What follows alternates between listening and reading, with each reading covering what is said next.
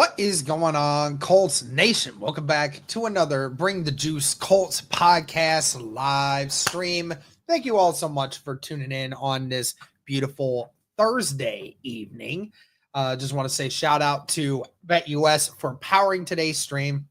If you guys are looking for a new sports book this year, look no further than BetUS.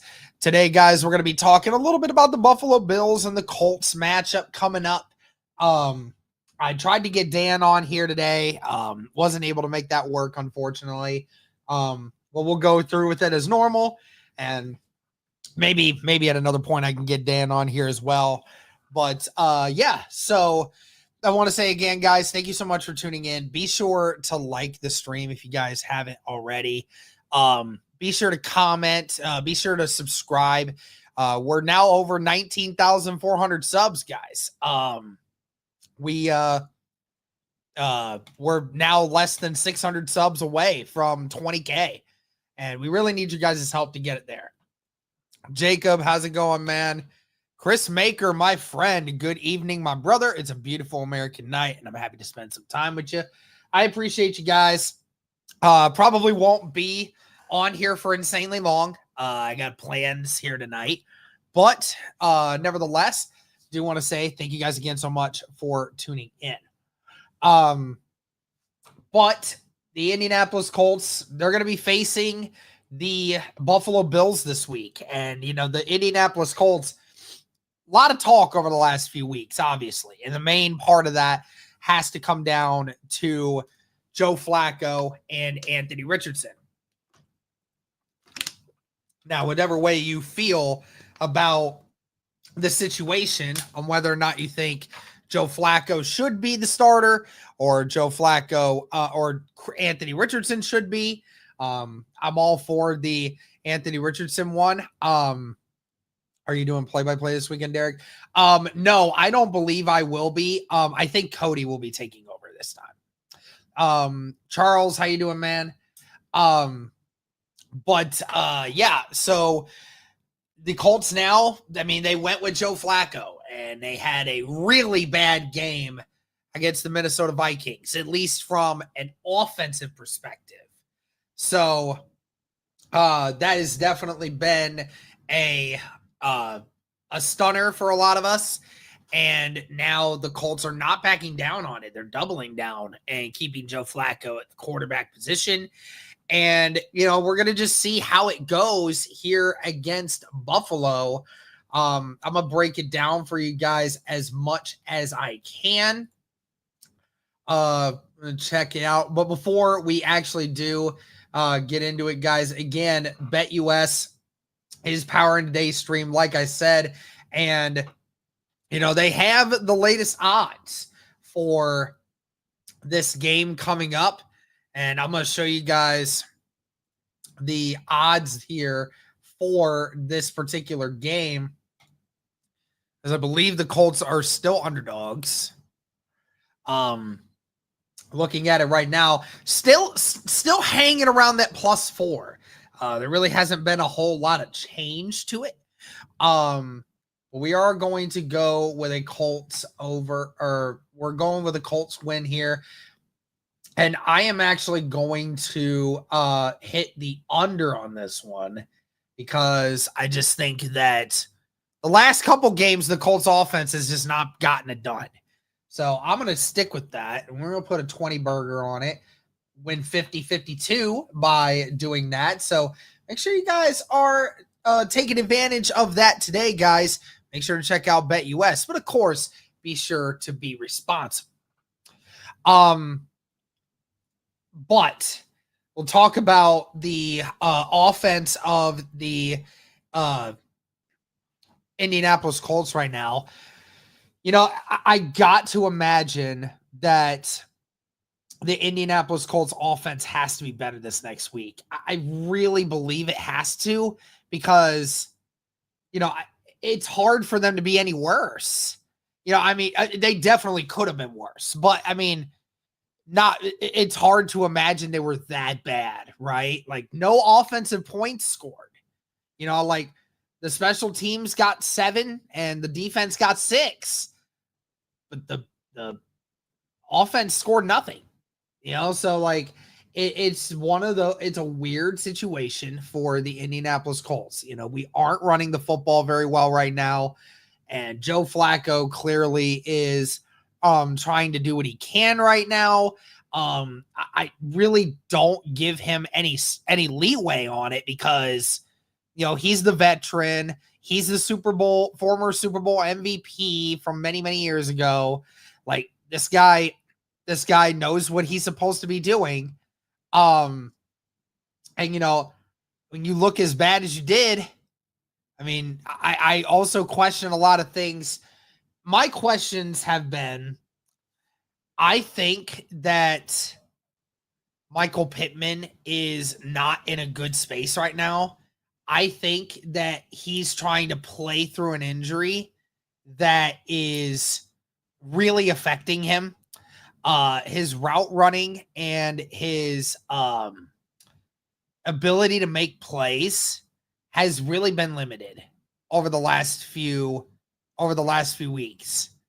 Like we have very rarely seen Michael Pittman take over a game. We haven't seen him take over a game this year, really. I mean, outside of maybe I think there was one game where he had 8 catches for 113 yards. Can't remember if we won that game or not. And the only other game where Michael Pittman made any kind of impact was the Tennessee Titans game. And I mean, he had a touchdown in that game, sure. But I mean, outside of that one big play at the end of the game, did he really impact the game at all? Not really. Michael Pittman went from being the go-to guy every week to this year. Neither quarterback seems interested in getting him the football. I mean, that's become Josh Downs. Josh Downs is the only one that's making big plays out there. And I think Michael Pittman is a lot more hurt than what he's putting on. And I think the Colts are doing him and themselves a huge disservice by allowing him to go out there being only 50% of what he is. Honestly, I think it's time to have that discussion that you need to keep Pittman out until he needs to be kept out until he is healthy. Because at this point, I don't know if there's anything to fight for your season. I really don't. You're down 2 games on Houston. I know Houston has a tough schedule coming up for the remainder of the year, actually. But that doesn't change the fact over the next 3 weeks, this team has got a really tough schedule too. They got to face some decent teams at the end of the year. You're still going to play Denver, who's playing surprisingly well. You're going to face Jacksonville again, who always has your number. So, I mean, this is not I don't know what the Colts are looking for with Joe Flacco right now, but I will say as well, I mean, I'm not too sure how I feel about, the rest of this team going forward. Cause I mean, the pressure rates have been bad too. Like Joe Flacco's been getting destroyed in the pocket. The Bills currently have 2 players with 4 more sacks, AJ Epinesa and Greg Rousseau. Those are 2 defensive ends that are playing very well. They're not a huge sack heavy team, but they have a couple guys that can get after you. This is not the defense of old for the Buffalo Bills. They are definitely a team that is not quite at that level. But they go out there and they perform quite a bit, so I mean, they do a lot of great things, and they force turnovers too. They have 2 different players with 2 interceptions and 4 guys with another interception on the year. And they have also forced almost 10 fumbles this year. So, this is again a team that forces a lot of turnovers. And the Indianapolis Colts, I mean, that we've started to create turnovers, but we've also been starting to lose a lot of turnovers. So that has been something that we've heard. So when it comes to Joe Flacco and the remainder of this group, I'm not entirely sure how I feel about it. And especially since we have seen Joe Flacco when the team has Joe Flacco out there, you're significantly worse at running the football. I'd have to look at the numbers, but I know for a fact that when the Indianapolis Colts have Anthony Richardson out there at quarterback, the Colts, I'm pretty sure, rush for at least 30 more yards per game. At least. I'm pretty sure it might be 40 or 50. Because it's a huge issue right now that teams know that Flacco's is a stone in the backfield. They don't have no issue they don't have to worry about him running. They can blitz. They send exotic blitzes, and I mean, he don't really have a lot of answers to it. So this team has to get more prepared for those. And that has also been the issue with Shane Steichen. Is he going to actually develop a game plan that's actually going to work in favor for this offense? I'm not sure. And especially for the fact that, the last couple years when we have faced the Buffalo Bills, the Colts have ran the ball relatively well.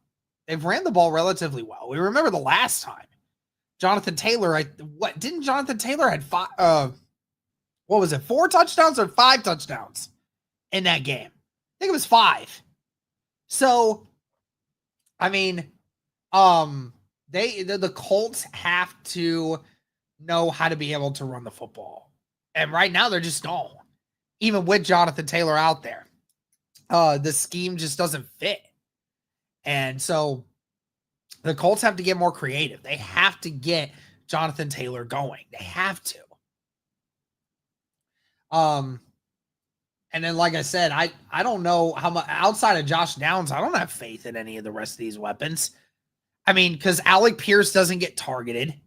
Michael Pittman doesn't get targeted. And Michael Pittman, anytime he is targeted, feels like half the time he can't do anything with it. And the tight ends, there's no reliable tight end on here. There isn't. There's no reliable tight end option that's going to consistently get you yards. There's nobody. And then Jonathan Taylor is one of your best weapons. We don't utilize him in the pass game that often. We do it early and then we just abandon it. And then, A.D. Mitchell. A.D. Mitchell only received 6 snaps last week. 6. I don't understand. I really don't understand it. It's very odd. I know there's problems with A.D. Mitchell. I know there is. And A.D. Mitchell's got to figure it out. But him only playing 6 snaps, that's ridiculous. Especially since you have a wide receiver on the field that is struggling to even do the basic reps right now. Because of his injury. Why not give A.D. Mitchell more of those reps? Why not? What can it possibly hurt? Your passing offense already ain't good. So what's the problem with having it be more times? Let A.D. Mitchell get 20 snaps instead of 6. That's another 15 reps that Michael Pittman may not have to be on the field. He might feel a little better at the end of games. Maybe. Again, scheme, personnel, execution, everything on the offense is just an utter failure right now. And I hope that we'll be able to figure it out. And, offenses have been relatively good against the Buffalo Bills this year in scoring. So that's the only thing that gives me hope on it. Now talking about the defensive side of things. Good luck. Good luck trying to defeat Josh Allen, man. Completing 64% of his passes, 2,000 yards on the year, 17 touchdowns to only 2 interceptions. Only 2 interceptions. And he's only been sacked 11 times this year. I mean, that's literally like what, 1.3 sacks a game? Again, because Josh Allen, he's so good at getting out of pressure. It's impossible to bring him down the way that you can. You're 6'5" and 230 and you can move the way he does. That's a very difficult thing. Again, it was another thing about Anthony Richardson's game that people don't want to talk about. Anthony Richardson knows how to get away from the pressure. He knows how to avoid it. He knows how to get off of it. And to credit Josh Allen this year, I mean, he hasn't been as explosive in recent years as he has been in recent years, but he's been taking care of the football relatively well this year. He's only given up 3 turnovers, 2 interceptions on the year. And he's only had 1 fumble this year. I mean, he has been almost as efficient at running the football as his running back has, James Cook. And, this whole thing is going to go through Josh Allen. Now, the good thing is for the Colts going into this matchup, I think the Bills' top 3 wide receivers are all questionable. So their wide receiver room is going to be banged up. And there's one thing that's been doing relatively well over the last few weeks has been the secondary. Secondary's been getting better. And, that'll definitely be a driving force for that. But I also still am a little worried about them being able to run the football. James Cook, I mean, it's not like it's been anything amazing this year, but, halfway through the year and he has 500 yards. I mean, James Cook, he is a 1,000-yard rusher if they let him run the football. And with as bad as the Colts running attack has been, or rushing defense has been, that's a scary thought. But I will say, last week we saw the Indianapolis Colts defense actually put a stop to Aaron Jones last week. We saw him actually, play well. They actually slowed down Aaron Jones. They did not allow him to be a factor in the game. They made Sam Darnold make all the plays. And Sam Darnold made a lot of plays, but then again, the Colts defense did too. So obviously with getting DeForest Buckner back, that has been a big thing. Getting DeForest Buckner back in the mix with Laiatu Latu, Grover Stewart, Dio Adangbo, Kwity Paye, those kinds of guys, you've been able to get better at stopping the run. It hasn't been great, but you have gotten better. And there's been a few times over the last few weeks where the Colts defense has made the run game for the opposing team obsolete. Now that comes with the consequence of the team shredding your backfield quite a bit, which is also another scary aspect of this for Josh Allen, because again, Josh Allen has been really good this year, averaging 222 yards a game. And again, he's been very efficient, and the QB rating is definitely up there at over 105. So, I mean, this is a serious situation for the Indianapolis Colts defense. I don't really fear one receiver over the other, but it's all going to depend on, can we contain Josh Allen and not allow him to make plays with his feet. You got to force Josh Allen to be a pocket passer. And I don't know if the Colts are going to be able to do that, but I certainly hope that we can. And I would certainly hope that the Indianapolis Colts do not have to kick any field goals, because Matt Gay should not be on this team. And we have put ourselves in a terrible situation having Matt Gay as our kicker. He needs to be gone. We need to be done with him, and the Colts need a new kicker. So, yeah, I mean, that's really about it, guys. Like I said, I was hoping to have Dan on here. to help with this a little bit more, but I've kind of covered everything that I need to. Like I said, Cody's going to be doing the play-by-play, I think, on Sunday. So make sure you guys, show up for him and be nice and, help him have a good stream. So appreciate you guys. Shout out again to BetUS for powering today's stream. And again, guys, be sure to like the stream and comment and subscribe on your way out. But that's going to do it for this one, guys. Thank you so much for tuning in. And as always, guys, go Colts.